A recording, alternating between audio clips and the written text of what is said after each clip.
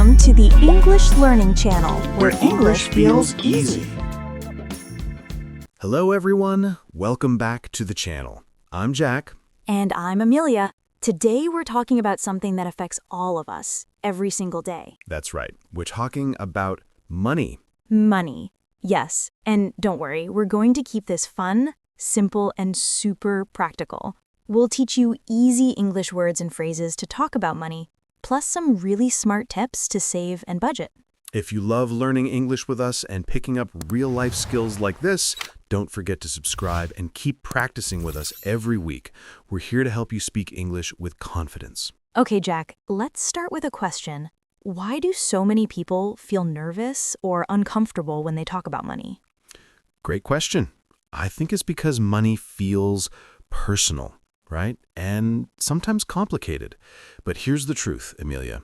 Talking about money doesn't have to be stressful or difficult. Exactly. And when you understand a few simple ideas and some easy English words, it actually becomes really empowering. Yes, empowering. That means it gives you power, it gives you control.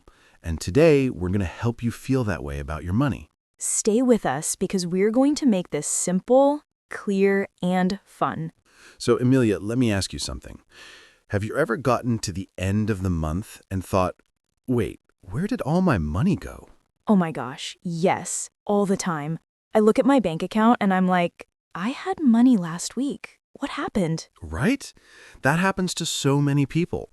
And the reason is simple. We spend money every day, but we don't always track it. We don't always pay attention. Exactly. And that's what we're going to fix today. We're going to teach you how to track your money, save smart, and create a budget that actually works. And you don't need to be a math genius or a finance expert. You just need a notebook, a pen, and a little bit of planning. And maybe a piggy bank. A piggy bank? Yes, we'll explain later. Trust me, it's a game changer. Okay, I'm curious now. Let's get started. All right, Jack. Let's start with the basics. What are the most important words when we talk about money? Good place to start. The first word is spend. Spend. Can you say that with me? Spend. Spend. And what does spend mean? When you spend money, it means you give money to buy something or pay for something. For example, I spend $10 on lunch every day. Or I spent too much money at the mall yesterday. Ha, been there. So spending is giving money away to get something in return. Right. Now the opposite of spending is saving. Saving. Let's say it together. Saving. Saving means keeping your money, not spending it. You put it away for later.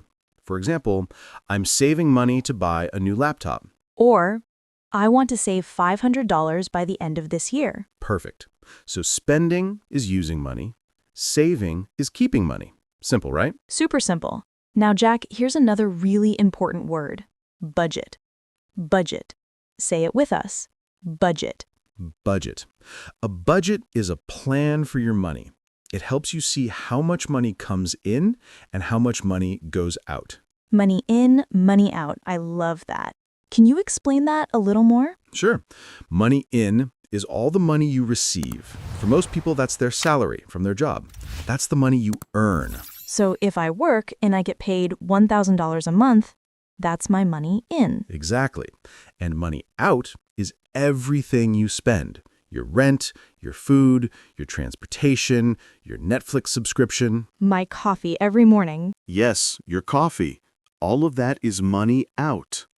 And a budget helps you see if your money in is more than your money out, right? Yes. Ideally, you want your money in to be more than your money out. That way, you can save the difference. That makes so much sense.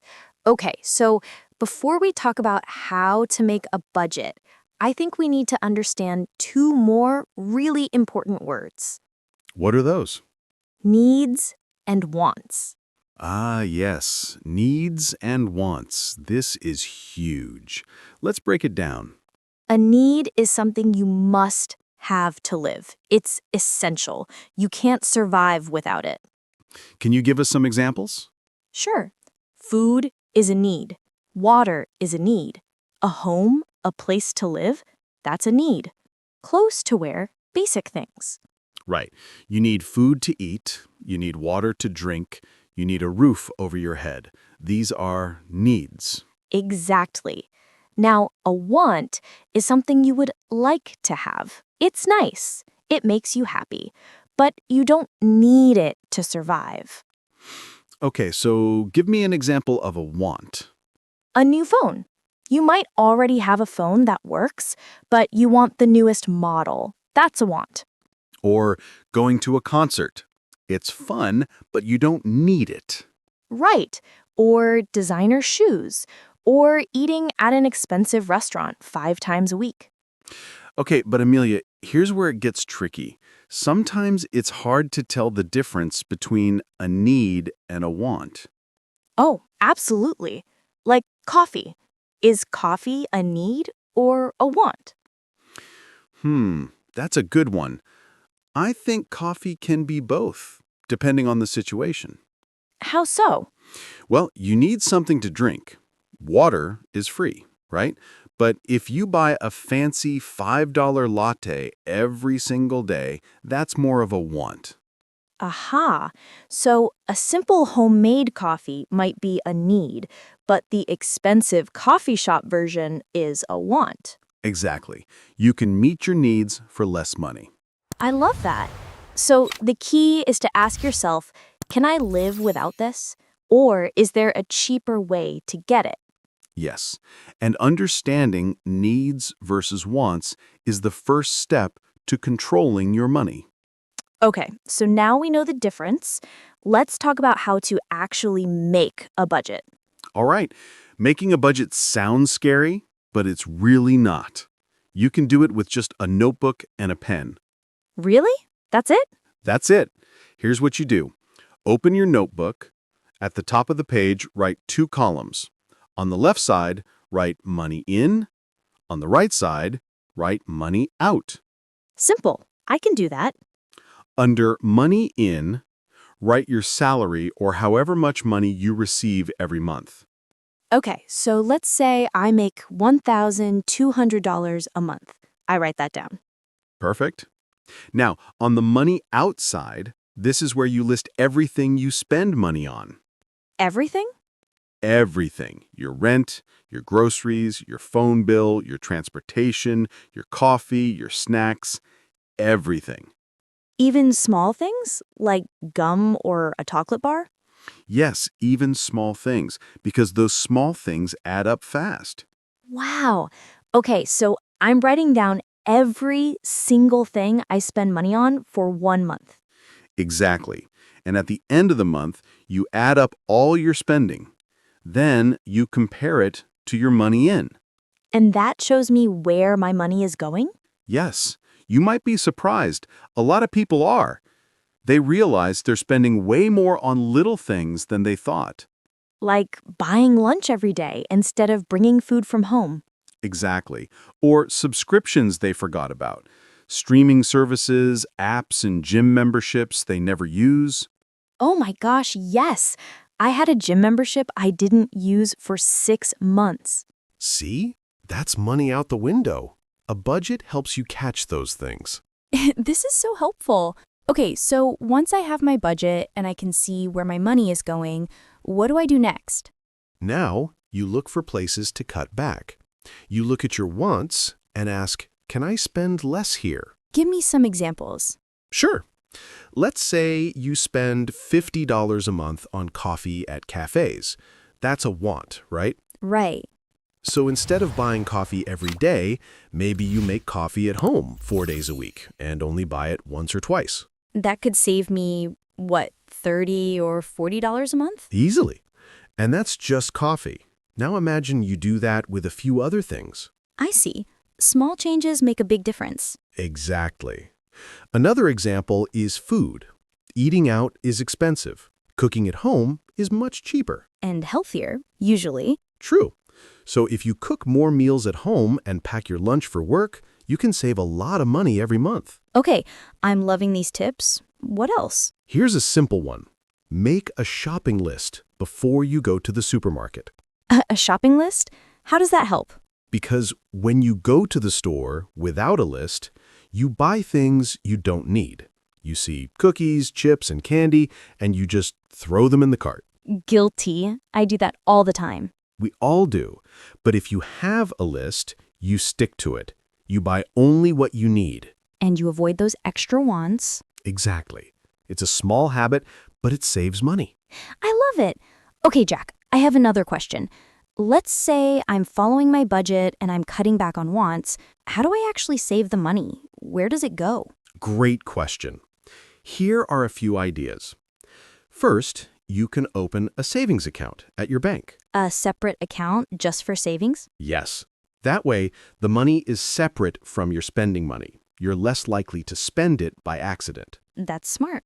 Every time you get paid, move a little bit of money into your savings account, even if it's just $20 or $50. It adds up. So it's like paying yourself first? Exactly. You pay yourself first, then you spend what's left. I like that. What's another way? Here's a fun one.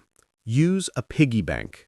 Aha! The piggy bank. I knew you'd explain it. Yes. So a piggy bank is a small container, usually shaped like a pig, where you put your coins. Coins? Like the small change you get when you buy something? Yes. Every day when you come home, take all the coins out of your pocket or your wallet and put them in the piggy bank. Does that really make a difference? It's just a few coins. You'd be surprised. You don't miss the coins day by day, but after a few months, when you open the piggy bank, there's a lot of money inside. Wow. It's like finding hidden treasure. Exactly. And it's painless. You're not thinking about it, but you're saving. I love that. I'm going to start a coin jar today. Do it. It works. Okay, so we've talked about budgeting, tracking spending, cutting back on wants, and different ways to save. But Jack, I have one more question. What's that? How do I stay motivated? How do I keep myself from giving up? Great question. This is where having a goal comes in. A goal? What do you mean? A goal is something you want to achieve in the future. A saving goal is a reason to save money. So it's like, why am I saving? Exactly. For example, maybe you want to go on a vacation, or buy a new laptop, or get a car, or move to a new apartment. Oh, I see. So you're not just saving money for no reason, you're saving for something specific. Yes, and that makes all the difference.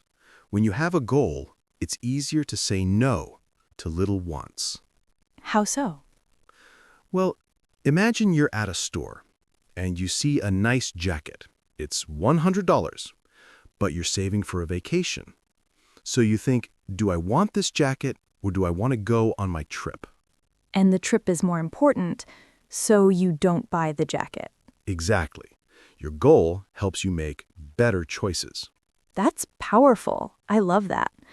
So how do I keep my goal in mind? Make it visual. Write it down.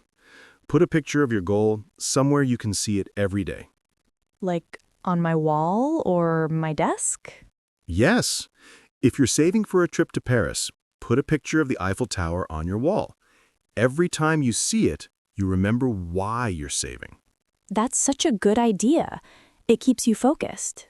It does. And it makes saving feel positive.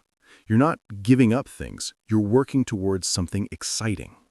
I love that mindset. Okay, Jack, before we wrap up, let's do a quick review for everyone listening. Perfect. Let's go through the steps. Amelia, step 1, understand the difference between needs and wants. Needs are things you must have. Wants are things you'd like to have. Step 2, create a simple budget. Write down your money in and your money out. Use a notebook. Track everything for 1 month. Step 3, look for ways to save on your wants. Make coffee at home, cook your meals, and use a shopping list. Small changes, big results. Step 4, set a savings goal, something exciting that motivates you. Make it visual. Keep it in front of you. And step 5, use a savings account or a piggy bank to keep your money separate and safe. And watch it grow. I feel so much more confident about money now, Jack. That's the goal. We want you to feel in control. And the English words we use today are super practical too. Spend, save, budget, needs, wants, goal. These are words you'll use all the time. Exactly. And now you can talk about money in English with confidence. Okay, everyone, we want to hear from you. What's one tip you use to save money? Leave it in the comments below. And if you have a saving goal, tell us about it. What are you saving for? A trip? A car? Something special? We love reading your comments and learning from you. Plus, writing in English is great practice. And if you're enjoying this conversation, don't forget to give us a thumbs up. It really helps us keep making these videos for you. And after this video, check out our episode on how to sound more confident when speaking English. It's one of our favorites, and it goes perfectly with today's lesson. Keep going. You're doing great. All right, Jack, I think that's a wrap. I think so too. Today was fun. It really was, and I hope everyone listening feels a little more confident about managing their money and talking about it in English. Remember, you don't have to be perfect. You just have to start. Pick one tip from today and try it this week. Maybe make a budget, or start a coin jar, or set a goal. Just take one small step. And if you found us helpful, please subscribe to our channel so you don't miss our next lesson. We post new videos every week to help you speak English naturally and learn real-life skills. Share this video with your friends and family. Let's help everyone learn English and manage money in a fun, easy way. Thank you so much for spending this time with us today. It's been a pleasure. Until next time, everyone. Keep practicing, keep saving, and keep speaking English with confidence. Remember, progress takes practice, not perfection. See you in the next lesson. Bye for now. Goodbye, everyone.